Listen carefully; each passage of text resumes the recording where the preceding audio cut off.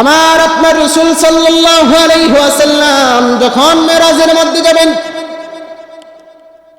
আল্লাহ তাআলা দুনিয়ার সূর্যকে, দুনিয়ার চাঁদকে বলে দিয়েছে, চাঁদ তুমি বন্ধ হয়ে যাও। বাতাসকে বলে দিয়েছে, বাতাস তুমি বন্ধ হয়ে যাও। সময় তুমি বন্ধ হয়ে যাও। রাত তুমি যে জায়গায় আছো ওই জায়গায় তুমি থাকো, তুমি আর নড়াচড়া করিও না। এখন দুনিয়ার কোন মানুষের খেলা হবে না, প্রেমের খেলা হবে না, আল্লাহ এবং আল্লাহর রাসূলের প্রেমের খেলা হবে। পরে সুবহানাল্লাহ। বুরাকের মাধ্যমে যখন আল্লাহর নবী সাল্লাল্লাহু আলাইহি ওয়াসাল্লাম রওনা করলেন, সংক্ষিপ্তভাবে বলি, আল্লাহর নবী সাল্লাল্লাহু আলাইহি ওয়াসাল্লাম যখন মেরাজে যাওয়ার জন্য যখন রওনা করলেন, আল্লাহর নবী সাল্লাল্লাহু আলাইহি ওয়াসাল্লাম মসজিদুল হারাম থেকে মসজিদুল আকসা গিয়েছেন। ওইখানে গিয়ে 2 রাকাত নামাজ পড়েছেন। এই 2 রাকাত নামাজ কি আমার আপনার মতো নামাজ? হ্যাঁ, আমাদের ফজরের নামাজের মতো নামাজ? আল্লাহ নবী সাল্লাল্লাহু আলাইহি ওয়াসাল্লাম এখানে 2 রাকাত নামাজ পড়েছেন।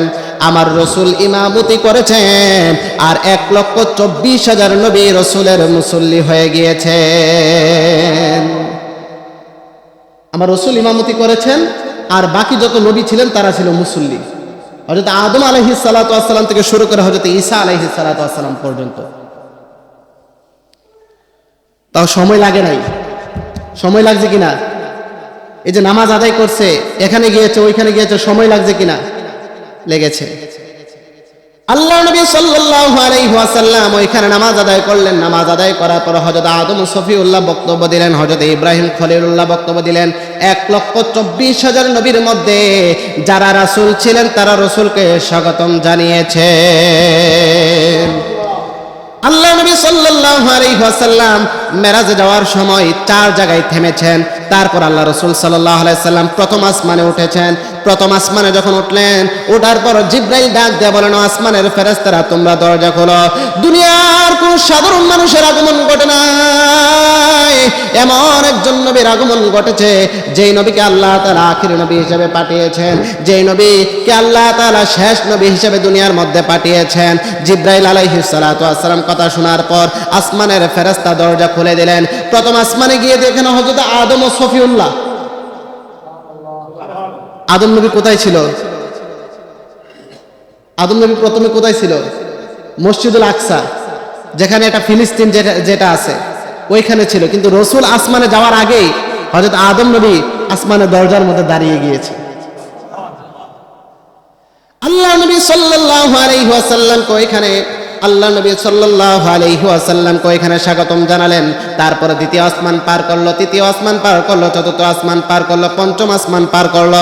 এমনি করে সপ্তম আসমান পর্যন্ত যখন গেল, আল্লাহ নবী সাল্লাল্লাহু আলাইহি ওয়াসাল্লাম আমার আপনার নবী মায়ার নবী যখন সপ্তম আসমানে গেলেন, যাওয়ার পরে দেখলেন এমন একজন মানুষকে দেখা যায় যার দাড়িগুলা পেকে আছে, চুলগুলা পেকে গিয়েছে।